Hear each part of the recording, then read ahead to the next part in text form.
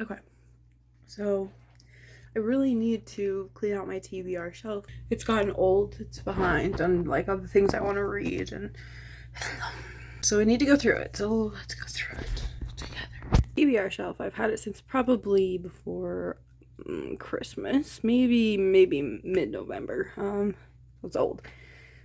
And I think I want to take the golden compass off of this for now and into the wild. I'm gonna wait a little longer, but I might take snow off. These, and these are all staying. I'll leave the sad book. I'll leave the sad one. I don't have another like one that's meant to be sad. And that one could stay.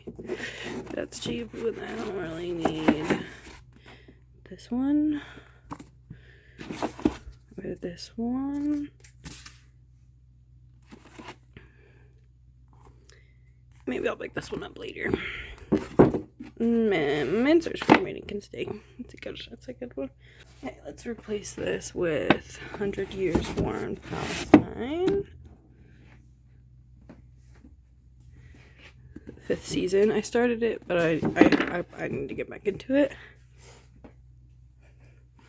Parable of the Sower, which I also started.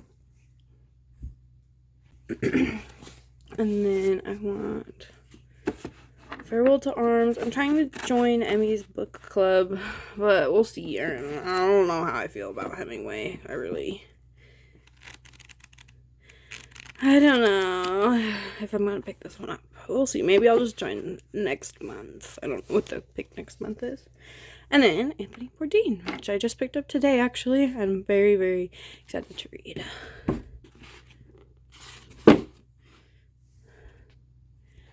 Oh.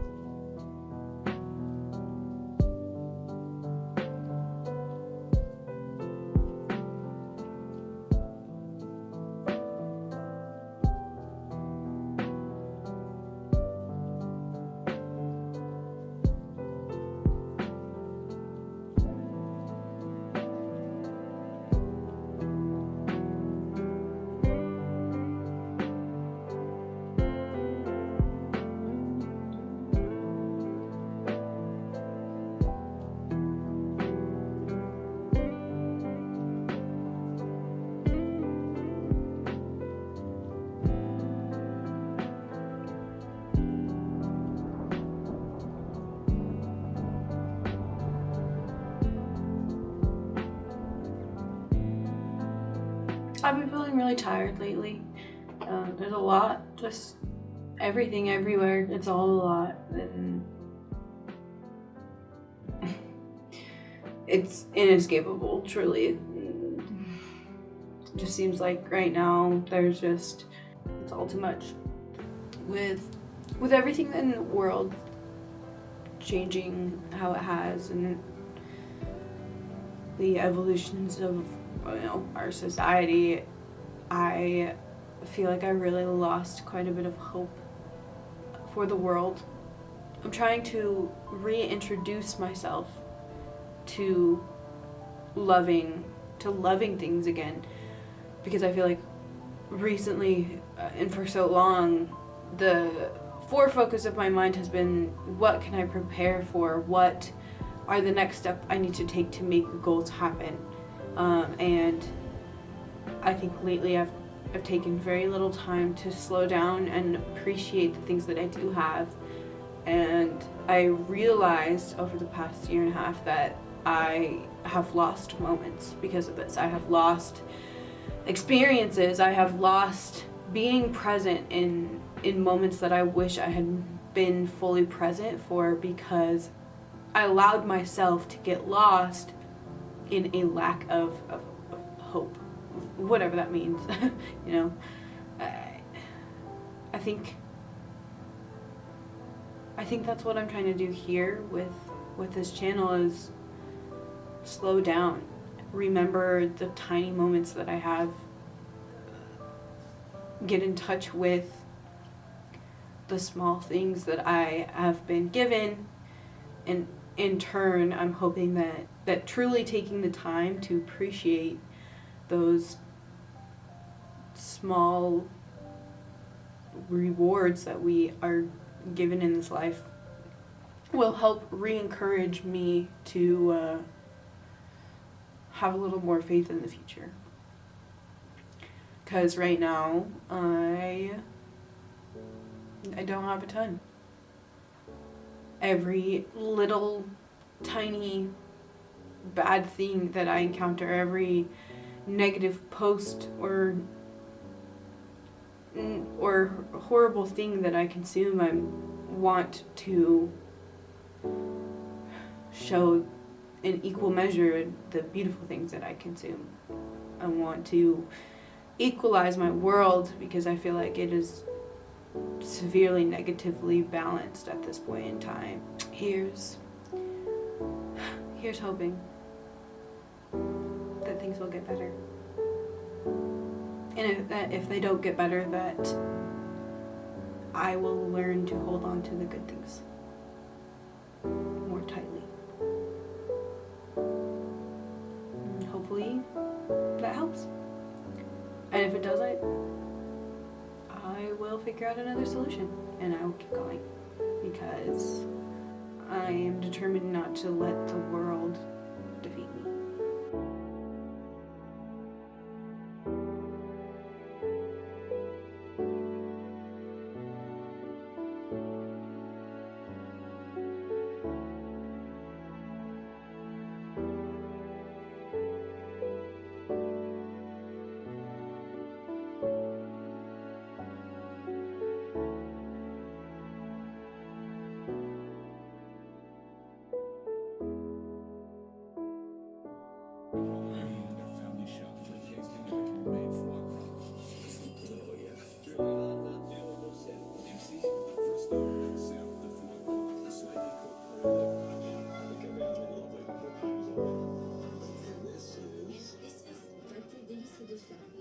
Next up, pate, a mix of foie gras and duck meat. It's wonderful. This is beautiful stuff. I just finished A Border Station by Shane Connaughton. Yeah, how beautiful that cover is. I loved it. That's originally why I picked it up in the first place. Cover art is by Steve Madsen, in case you were wondering. It is a story about a little boy who lives on the border between Northern Ireland and the Republic of Ireland, and like, you as the reader understand the marital issues that his parents are going through, and the political stress of smuggling that happens between Northern Ireland and the Republic of Ireland, and the religious conflict that is continually happened. Like, you understand them to a certain point as the reader, and the boy that is the main antagonist does not. And I think it creates a really interesting analysis of what situations can be perceived as when they're like boiled down without biases, and people having their own things to gain by having certain opinions or by wanting certain things. And I thought it was really awesome. I do think yeah, it's semi-autobiographical, similar to the way that he grew up, that the author grew up in Ireland, but I do felt like it was like kind of like, oh, women should stay with their husbands as long as they only hit them once. I think there was definitely more about that could have been said, but because I think that the story was about the boy and his progression, it wasn't about the parents and the progression of their relationship. Like, that's why I wasn't really focused on. So I really enjoyed it. I really thought that it was written very nicely. I marked a couple of nice points. Let's see. He couldn't work out which was your country, the heart or the brain. They seemed foreign to each other, but either way, your parents were among the people who stood on the border in between. Thoughts had to be smuggled. A fist could easily mash them into chaos. And it's a very interesting analysis. I really enjoyed it. I finished it today, and next, I had already started this, but I decided to pick it up to actually finish it. I have The Death of a Salesman by Arthur Miller. I just finished Act 1, and this has had literally one of the most amazing introductions for a book that I've literally ever read. Like, I definitely try and read the introduction for most books, especially when it's like a classic or whatever, because I think the context is important.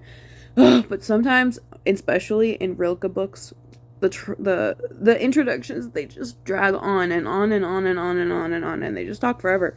But this guy's introduction and the way that he wrote it, the analysis of the text that he had, and the knowledge that he had of Arthur Miller and his life, I just wanted to keep reading that. And I like literally looked the author of the introduction up to see if he had any other things that he's written. He's a scholar that has studied Arthur Miller his whole entire career, so it makes sense why he had such like knowledge and was able to create such like an awesome introduction. But I was honestly blown away.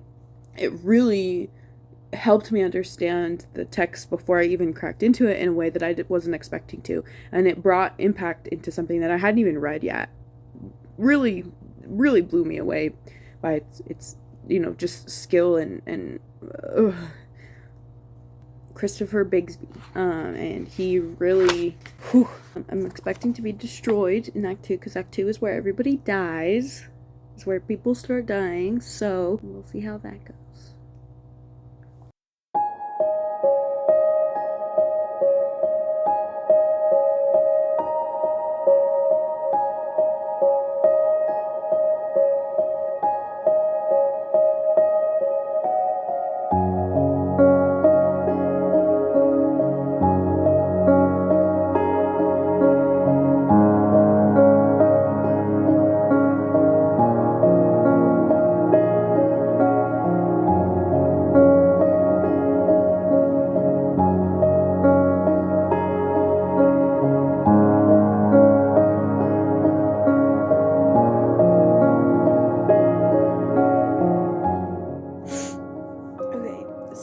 I'm a mess. I just finished A Death of a Salesman.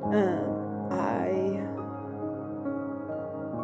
honestly cannot imagine what it would be like to watch this on the stage, because it really lulls you. I don't know, it's called Death of a Salesman, so like you go in kind of expecting something bad to happen, and it really lulls you into this sense of sense of security, almost this like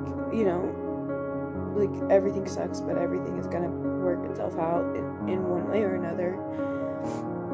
And the culmination of all of the emotions that all of the characters have in the very, very final moments is, I don't know how to describe it. I really don't, because it was really impactful to me that Linda was the one that closed off the play, that she was the one that had the final say in everything. The pain in here is real, and I don't know very much about Arthur Miller and his life. Like, the pain communicated in the story of this man, the pressures that he feels under the life that he lives, it is so, like, jarring because it feels so real. Even just reading it, even not watching it on stage, that's why, like, I feel like I can't even imagine. Like, holy shit, this would fucking be crazy to see on stage. And I seriously blown away. I didn't cry until the literal last page, because until the very last line of the play was, like, completed, like, the whole picture wasn't there. It just really, that felt good. It's been a long time. It's been a while since I cried at a book.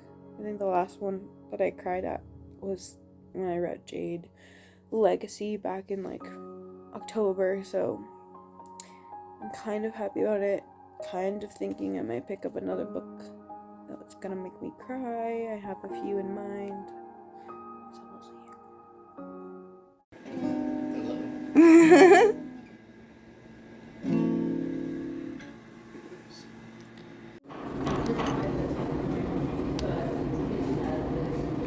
Today we were at Ramen Legend.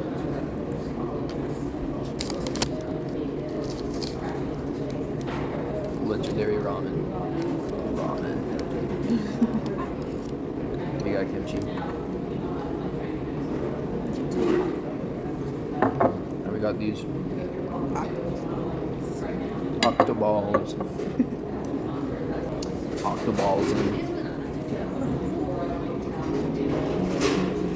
It does smell like a stable. It looks like the bottom of a stable too. All the wood chips. You got some horse turd, some little chicken scratchings. It tastes delicious.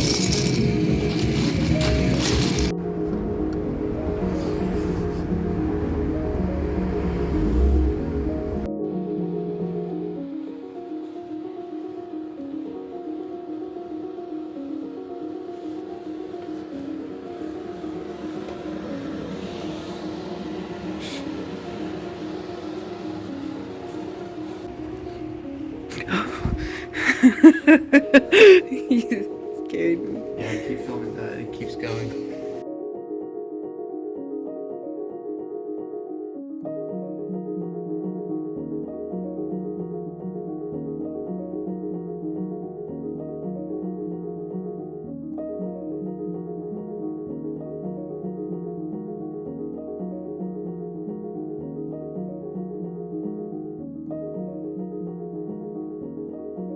Am I wrong to assume that she can dance?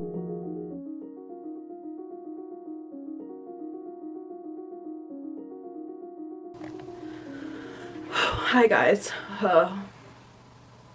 The other night I had a horrible nightmare. There were bright purple meteors falling from the sky. I was separated from the people that I loved and I couldn't get a hold of them. And then it kept going. I kept needing to find places to stay, find food. I kept getting random texts from the people that I love but I couldn't reach them no matter how hard that I tried. And woke up and I just sobbed. It really shook me, and I share this because maybe someone out there is feeling the same. Life is already so short and so vast. You know, it's natural to be terrified, and yet things continue to go in a direction that is even scarier. And all that we can do is continue to do service, support mutual aid and grassroots organizations, build your own community up. And, like, these are things that take time. These are slow processes. These are chipping away at a block the size of a football field. Chip, chip, chip, chip. And it's so hard not to lose hope sometimes. It's so hard. I've always been like this. I've always been avoiding the end of the world. I've never watched the movie 2012. And when I heard about Indiana Jones and the Crystal Skull, and how the Crystal Skull is, you know, the signifier of the end of the world, I immediately had nightmares about it as a child. Because the only thing that would ever disrupt everything that I want, everything that I'm planning for, is an apocalypse. And that can come in so many forms, that can come in so many ways. And that's even the scary part, is like, you can't prepare for every type of disaster. You can only do your best to protect yourself and protect the people that you care and protect your community. For a really long time, I was really holding on to hope that the world would change and that the world would get better, that the world would turn itself around. And I watched The Last of Us and I knew that I shouldn't have. I just wish it were easier to obsess over change and progress than it was to obsess over the end of the world. There's just so much. It almost feels like people are ready for the world to end so that they can get it over with and move forward from that point. But it's reductive in and of itself. And so, what do we do? What do we do? What is... We keep holding on. There's nothing else to do but to keep pushing forward.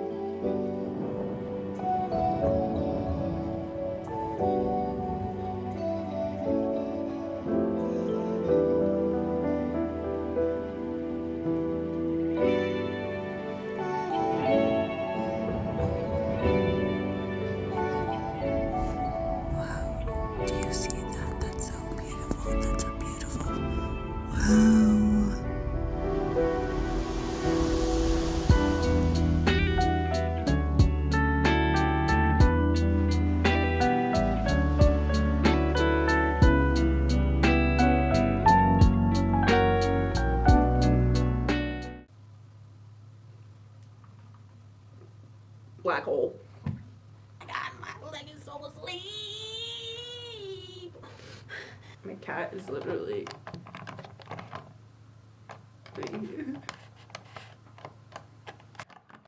oh, what? There's the pain. There's the pain. There's the pain. There's the pain. There's the pain. There's the pain.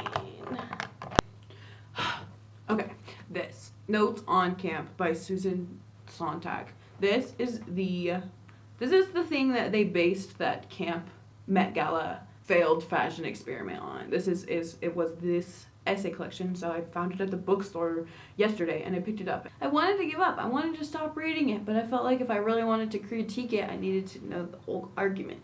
My list of grievances, let me give them to you right now. Literally starts the essay, page 5, third page. To emphasize style is to slight content, or to introduce an attitude which is neutral with respect to content.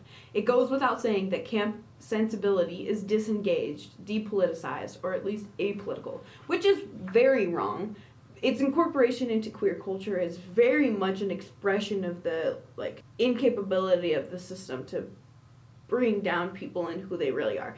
It is, in its nature, political. A political statement, an evolution of art that is bigger than itself, bigger than just the point of art, which is another thing else that she talks about. She doesn't mention in this 35-page little essay on Notes on Camp, she doesn't mention gay people until literally the last page. And then when she does, it is like saying, oh, this is a style that has become popular with homosexuals. And then she goes, but it is not exclusive to homosexuals. she like mentions and like androgyny, but doesn't correlate that its root in androgyny is because of its history with queer people. Like, she doesn't give them that credit. She almost in a way like portrayed that like camp was an attempt to reach high society, reach like aristocracy, reach towards extravagance, when like that's not what it is. It is taking extravagance back from the rich people and bringing it, making it accessible in all types of different ways to the poor. To like I understand why no one at the Met Gala got the fucking theme, because that shit's confusing. It's very contradictory of itself, and it hides its contradictions in masterfully crafted sentences that speak in circles. Its writing is phenomenal. The sentence structure, the floweriness of the words, it's beautiful to read. And then when you ponder on what the actual subject matter is, it's so... On page 38, she says, the most interesting and creative art of our time is not open to the generally educated. It demands special effort. It speaks a specialized language. And, like, that's wrong. Art is accessible to all. Like, that's the point of art. Its interpretations, like, its experiences are based on the individual. And so for her to try and attempt to come up with some like sort of structure or system, as she said in the beginning of the book, she literally is doing a disservice to camp. Like, she acknowledges that in the beginning and then continues to create this structure that fails to properly show the history and the essence of what camp is and what camp has meant to humans. She says all these flowery things that are nice about design and about style, but that's not, like, camp is an experience, and camp is the human experience made physical in whatever way that means, whether it's plays, whether it's drag, whether it's just anything. And so, like, to discredit that and to say that it is based solely on the structure of what is good and what is bad, like, it just is very, like, it's a lot of erasure of the experiences that created camp in the first place. I did not like it. It was bad. I'm going to get rid of this book now, even though I bought it yesterday.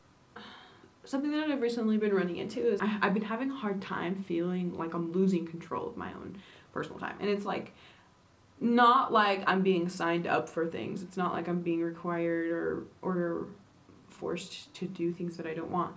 Like, all of these plans that I have, all of these things that I'm attempting to do are ones that I've made for myself, and then I end up approaching them an hour before these plans. Like, I'm just filled with dread. I don't know how to make it feel like the plans that I make with other people are also my own. Like, I should be excited when I go out. I should be excited when I have opportunities to have new experiences. But lately, it's just been draining. It's just been something that I like, I'm dreading. It's just been something that fills me with anxiety, and I just feel like I didn't used to do that, and I miss enjoying going out. I miss enjoying making plans, and I feel like I haven't enjoyed that in a long time, and I don't know what changed. I don't know why.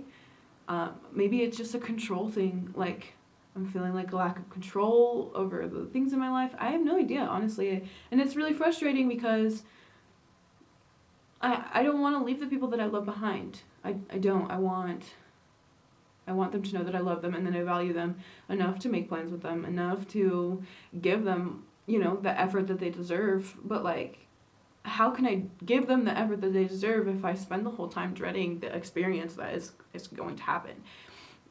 It's just ended up with a lot of canceled plans, a lot of missed phone calls on my end, and it's another reason I'm hoping things here will help. I think I've already, in just the past, I think I've been filming things for the past maybe 3 to 4 weeks, and it's really caused me to slow down. And honestly, I didn't realize that I was rushing. I just feel like I'm having to rebuild my whole entire understanding of the world. And it's really hard. It's really tiring. The life that I spent building up and working towards understanding for so long, it didn't end up being the life that I have. And this is me trying to come to terms with that.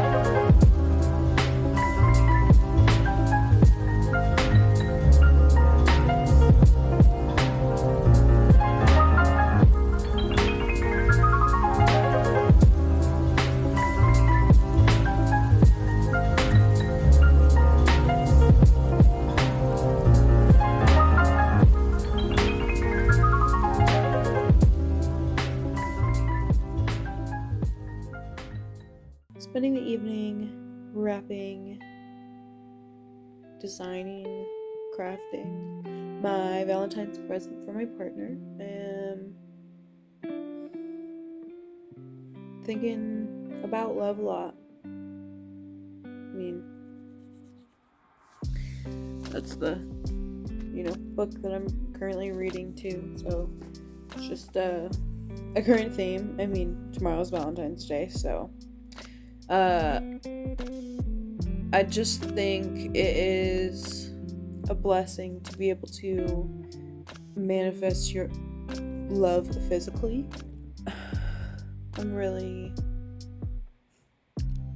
That's something that I've kind of held on to recently. Crafts. Learning to crochet again for like the 5th time. It's like the 5th time I've learned to crochet. But that was how I made a lot of my Christmas gifts, and I've really found myself enjoying cooking, which, if you know me, that's a wonder and an unbelievable thing to hear, because I've always hated cooking so much throughout my life. And so I realized that what I like about it is I like feeding other people. I'm not about the food, but I'm there because I want to give good hot meals to other people. It makes me feel like a hobbit sometimes when I feel like that. I'm like, I think it's really helped me reconnect my inner world and my outer world. I'm feeling very grateful tonight.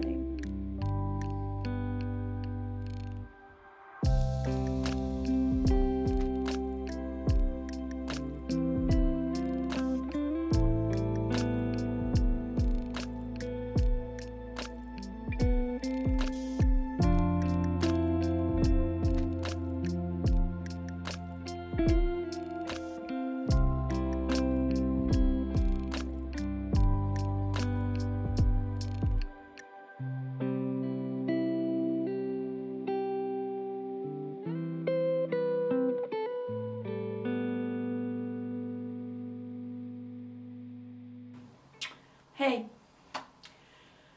happy Valentine's Day. I hope you had a good one. I had a great one. It seems to me that when the world around you presses in, when it presses so hard that you can't even breathe, you have to make the things that you love just as real as the things that are hurting you. Just as physical, just as true.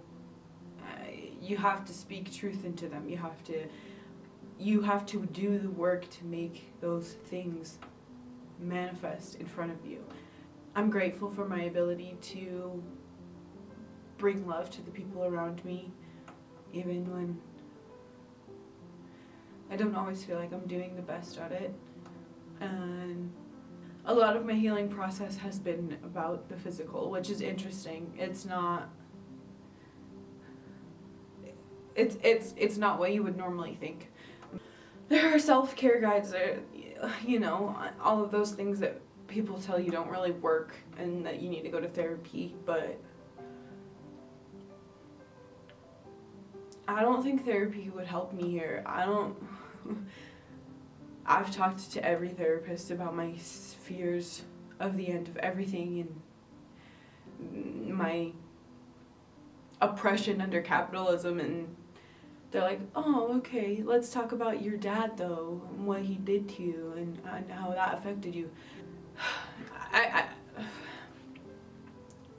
I can take medication, I can do all of these things to combat my suffering. None of that is going to change the system that we live in and fix it completely, at least not immediately, not tomorrow. And so we have to find ways to live with it. We have to find reasons to live with it. Reasons I have so many reasons. It is at the benefit of the people in charge to keep us isolated from each other, to keep us numb, to prevent us from creating foundational relationships that feed us the things that the people in charge, the corporations, want to feed us instead. So I've been trying to do the things that I love, but in the real world. This isn't some internal battle that I'm waging. I understand the parameters of the life that we've been given. I understand where the failings of our society hurt and harm people. I don't know everything, but I do know. I do understand why things are the way that they are, and the next actionable steps is to help it. But you have to do more than that. You can't just try and save the world. You have to also save yourself. Because you don't save yourself. You don't have yourself to save the world with. So I have been bringing all of my emotions physically. I have been cooking. I have been baking. Lately, I have been in the kitchen nonstop, and it has been wonderful. Feeding other people, I found, is been a way that I've been able to communicate to other people the way that I care without burning myself out emotionally. Not only that, but crafts. And I recently got back into crocheting, and my journal again. The physical feeling of cutting up paper and arranging pictures and writing down specific thoughts of designing your ideas. Maybe this is a surprise, but I'm not a creative person. I've almost never been a creative person. Creativity has always felt like a struggle, felt like I was ripping and tearing out my own heart and pulling it apart into shreds, and it doesn't feel like that right now. I've never experienced that before, and I can't wait to take advantage of it. I can't wait to explore this realm that has been closed off to me for so long. I don't know why it has recently opened. I don't know what caused it, but I'm grateful for it. I am grateful for this flood of creativity that has suddenly sprouted from within me, and I'm really hoping to hold on to it because I think that it is the thing that has become my life raft. The creative ways in which I manifest my love, my care, my thoughts, my beliefs. I have to bring them into the real world if I want them to feel real. So that's what I've been doing. And thankfully, it's been working. I think I'm going to close the vlog off here. I am happy to see you. I love you. I hope that you find the things that make you feel stronger than your fears. And I hope.